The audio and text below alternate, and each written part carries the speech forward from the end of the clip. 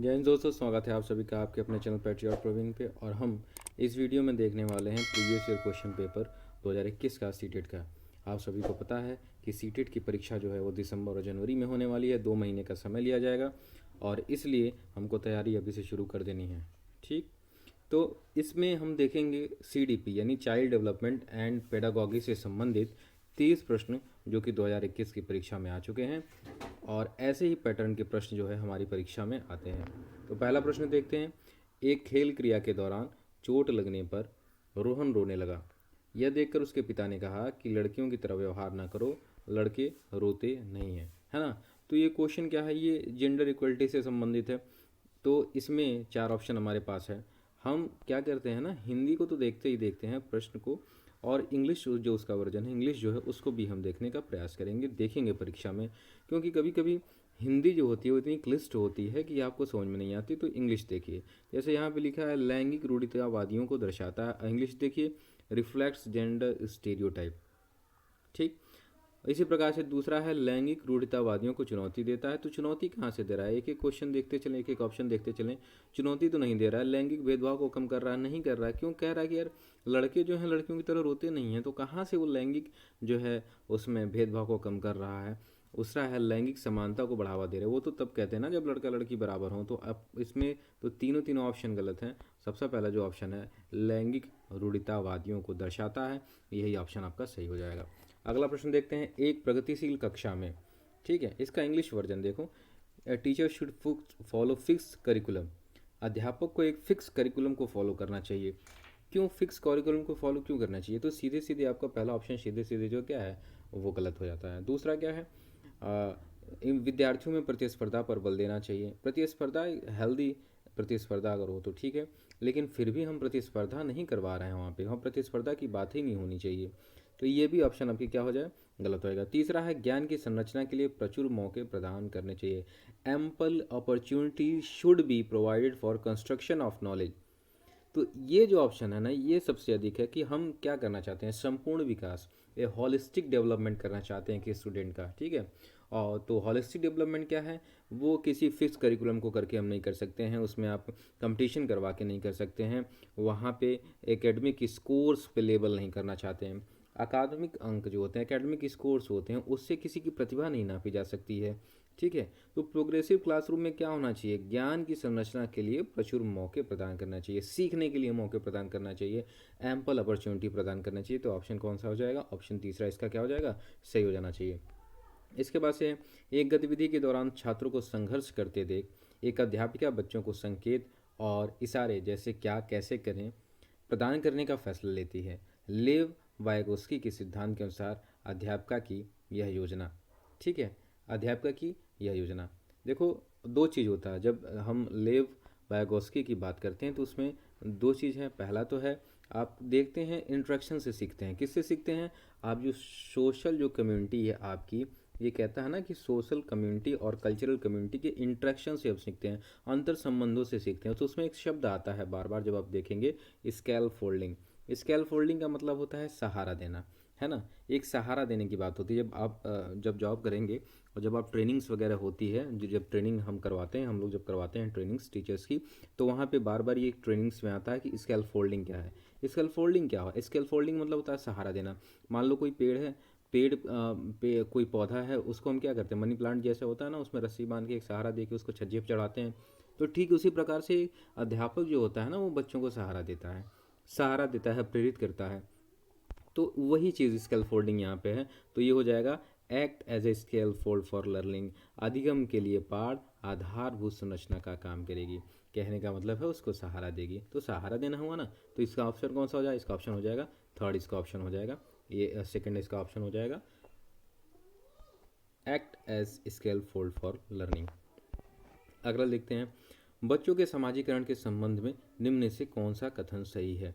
जब भी हम समाजीकरण की बात करते हैं ना, तो आप जान लीजिए कि वो केवल और केवल लेव वायगॉस्की की बात कर रहा है, लेव वायगॉस्की की बात कर रहा है। क्योंकि लेव वायगॉस्की ने ही अपने सिद्धांत में समाज, संस्कृति, इंटरेक्शन, ये सारी चीज़ों को जोड़ा है। तो जब भी प्रश्न में आपका समाज आया ना, तो सीधे सीधे लेव वायगॉस्की का वो सिद्धांत है, समझ लीजिए उसी से कुछ मिलता जुलता होगा, ठीक है, तो इस प्रश्न को देखते हैं। बच्चों के समाजीकरण के संदर्भ में निम्न में से कौन सा कथन सही है? Which of the following is correct in the context of socialization of children? पहला है, विद्यालय समाजीकरण का एक द्वितीयक कारक है और परिवार समाजीकरण का एक प्राथमिक कारण है। ये जो पहला ऑप्शन है ना, देखो क्या कह रहा है कि लर्निंग जो होती है, सोशलाइजेशन जो होता है वो कहाँ से स्टार्ट होता है, कहाँ से सोशलाइजेशन स्टार्ट होता है, कहाँ से हम गैदरिंग करते हैं, कहाँ से हम सीखते हैं। जैसे होता है ना कि परिवार प्रथम पाठशाला है, परिवार क्या है? प्रथम पाठशाला है। The first school is our family. ठीक है, तो विद्यालय जो है समाजीकरण सोशलाइजेशन का एक द्वितीय कारक है, सेकेंडरी है ना। पहले वो कहाँ से, बच्चा जो है वो पहले कहाँ से सीखता है? पहले तो अपने परिवार से सीखता है। सोशलाइजेशन कहाँ से होती है? वो परिवार से होती है। तो इसका जो है पहला ही ऑप्शन जो है ना वो सही हो जाएगा, बाकी और देखने की जरूरत भी नहीं है। वैसे हम देख लेते हैं, इसका ठीक जो अपोजिट है वो है विद्यालय समाजीकरण का एक प्राथमिक कारक है और समाज जो है द्वितीय है, परिवार जो द्वितीय है। समकक्षी समाजीकरण के प्राथमिक कारक हैं और परिवार समाजीकरण का एक द्वितीय कारक है। तो ये सारे के सारे गलत है ना। क्यों गलत हैं? क्योंकि जो बच्चा होता है वो सीधे सीधे सोशलाइज अपनी फैमिली से होता है पहले, और सेकेंडरी बाकी सारी चीज़ें होती हैं। जैसे आप देखेंगे इंग्लिश कितना आसान है, peers are primary socialization agents and family secondary. Family कैसे सेकेंडरी हो जाएगी? फैमिली जो है फर्स्ट ही होगी। तो इसका ऑप्शन कौन सा हो जाएगा? School is a secondary socialization agent and family is a primary socialization agent. इसका ऑप्शन कौन सा? फर्स्ट हो जाएगा। समझ में आ रहा होगा? ठीक है, अगला क्वेश्चन देखते हैं। अगला कौन सा क्वेश्चन है? अगला क्वेश्चन है कि बहुबुद्धि का सिद्धांत जोड़ देता है। बहुबुद्धि का सिद्धांत जोड़ देता है। ये बहुबुद्धि क्या है? Multiple intelligence. एक वैज्ञानिक थे, उन्होंने एक मनोवैज्ञानिक थे, उन्होंने क्या किया कि जो बुद्धि है ना, जो इंटेलिजेंस है, उसको कई प्रकार से बांट दिया। जैसे मान लो कि जो एक शाब्दिक बुद्धि एक प्रकार से हो गई, तो जो जिसका जो है ना अच्छा बोलता है, जो अच्छा बोलता है, वो उन्होंने कहा कि नहीं, वो एक कैटेगरी उनकी हो गई, वो अच्छा बोलता है, वो कभी हो सकता है, वो पत्रकार हो सकता है। तो उन्होंने क्या किया, ये intelligence question can be measured only by objectives, ये इनका नहीं है ना, ये इनका नहीं है। Intelligence in one domain ensures intelligence in all other domain, ये भी नहीं सही है। ये कह रहे हैं कि there are several forms of intelligences, there are several forms of intelligences. इन्होंने क्या किया, इंटेलिजेंस को, ठीक है, इंटेलिजेंस को इन्होंने क्या किया, इन्होंने बांटा, कई सारे उसमें डिवाइड किया। उन्होंने पहले सात प्रकार की बुद्धियों में डिवाइड किया, फिर उन्होंने 8 किया, फिर लास्ट में 2009 में 2000 में इन्होंने 9 बुद्धियों के बारे में बताया कि बुद्धियों के 9 प्रकार हैं, है ना। एनसीईआरटी में दिया हुआ 8 बुद्धियों के प्रकार हैं, 8 प्रकार की बुद्धियाँ इनके द्वारा बताया गया है। तो ये जो है ये क्या दर्शाता है, ये बहुबुद्धि का सिद्धांत दिखाता है कि देयर आर, अगर नाम से ही समझने का प्रयास करो ना यार, मल्टीपल इंटेलिजेंस, बहुत बुद्धि का सिद्धांत क्या बताएगा there are several forms of intelligence, कुछ प्रकार हैं बुद्धि के। तो ये कौन सा ऑप्शन से हो जाएगा? ऑप्शन तीसरा इसका से हो जाएगा। लॉरेंस कोलबर्ग के सिद्धांत के अनुसार किसी कार्य को इसलिए करना क्योंकि दूसरे इसे स्वीकृति देते हैं नैतिक विकास के चरण को दर्शाता है। ठीक है, जो छठा आपका है वो कौन सा दिखाता है? देखो ये एक लॉरेंस कोलबर्ग थे ना, उन्होंने नैतिकता का सिद्धांत दिया था एक प्रकार, समझ लो कि मान लो हम चोरी करते हैं, बहुत सारी स्टोरीज़ हैं, तो चोरी करते हैं तो किसी मजबूरी में करते हैं, तो नैतिकता आपके क्या कहेगी, किस प्रकार से वो होगा। तो उसमें कई सारे स्टेजेस उन्होंने दिए थे। ठीक है, जैसे कन्वेंशनल हो गया, प्री कन्वेंशनल हो गया, पोस्ट कन्वेंशनल हो गया, फॉर्मल कन्वेंशनल हो गया। तो उसमें ये लॉरेंस कोलबर्ग ने एक जो थॉट दिया है, किसी कार्य को इसलिए करना क्योंकि दूसरे इसके स्वीकृति देते हैं, वो कहलाता है कन्वेंशनल या फिर प्रथागत। ठीक है, ये समझ में आ रहा होगा। लॉरेंस क्लोबर्ग का एक है नैतिकता का सिद्धांत, उसको हम जब डिटेल में पढ़ेंगे, अभी क्लासेस चलेंगी हमारी तो उसको डिटेल में हम पढ़ेंगे तो समझने का प्रयास करेंगे। लेव वायगॉस्की का सामाजिक सांस्कृतिक परिप्रेक्ष्य अधिगम प्रक्रिया के महत्व पर जोर देता है। ठीक है, देखो मैंने क्या कहा कि जब भी हम लेव वायगॉस्की की बात करेंगे ना, दो चीज़ उसमें आएंगी, एक तो सोशल आएंगी, सोशल आ गया मतलब लेव वायगॉस्की आ गया, दूसरा आ जाएगा कल्चरल। अगर कल्चरल, ये दो वर्ड आपको जहाँ मिले फटाक से, ये सीधे सीधे क्या है, लेव वायगॉस्की का है। एक सांस्कृतिक और एक आपका अगर आ गया सामाजिक, तो लेव वायगॉस्की का सिद्धांत है। क्या कहते हैं ये लेव वायगॉस्की? कहते हैं कि पहले जो बच्चा है ना वो पहले अपने समाज से सीखता है, इंटरेक्शन के द्वारा सीखता है, कल्चर से सीखता है, अपने अपने सोशलाइज करता है, उससे सीखता है। और जीन पियाजे क्या कहते हैं? जीन पियाजे कहते हैं कि पहले डेवलपमेंट होती है, उसके बाद लर्निंग होती है।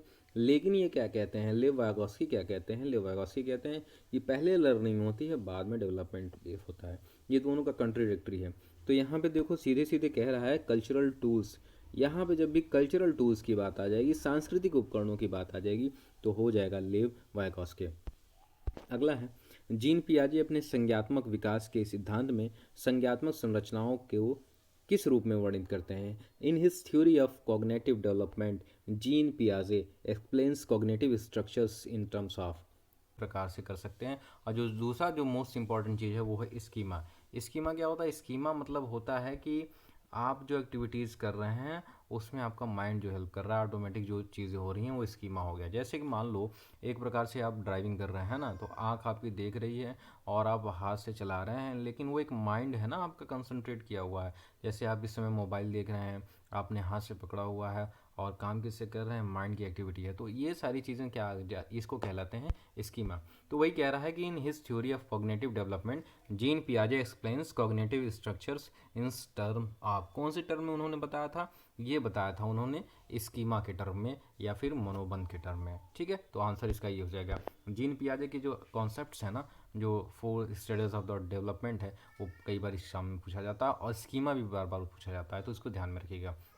अगला फिर जीन पियाजे से ही संबंधित है कि जीन पियाजे के संज्ञानात्मक विकास में पूर्व संक्रियात्मक अवस्था में विकास का मुख्य गुण क्या होता है? ठीक है, पूर्व विकास की जब बात हम कर रहे हैं, क्या बात कर रहे हैं? सेंट्रेशन ऑफ थॉट की बात कर रहे हैं। जब हम पूर्व विकास की बात करते हैं तो उसमें जो कौन सा कॉन्सेप्ट मिलेगा? उसमें हमको कॉन्सेप्ट मिलेगा विचार सोच में केंद्रीकरण। ये आपका हो जाएगा सही दूसरा ऑप्शन। ठीक है, तो जीन पियाजे के कोग्निटिव विकास की जब हम बात करते हैं तो उसमें अमूर्त सोच का विकास नहीं होगा, परिकल्पित निगमन सोच का सबसे लास्ट में आता है। Hypothetic deductive thinking, ability to conserve and seriate object, development of abstract thinking, इसमें सबसे जो है वो आपका हो जाएगा नवा का दूसरा, विचार सोच में केंद्रीकरण। अगला देखते हैं, विकास के संदर्भ में कौन सा कथन सही है? जब विकास के संदर्भ की हम बात करते हैं तो कौन सा कथन सही होता है? Development has the same rate of growth across cultures for everyone. या डेवलपमेंट का जो जो रेट होता है ना, वो सिंपल सी बात है, सबके लिए एक जैसा नहीं होगा, सबके लिए डिफरेंट डिफरेंट होगा।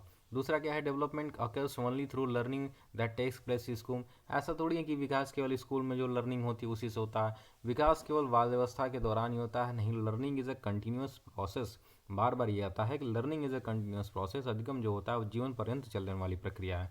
तो लास्ट वाला ऑप्शन कौन सा है? वही सही हो जाएगा, विकास एक बहुआयामी होता है।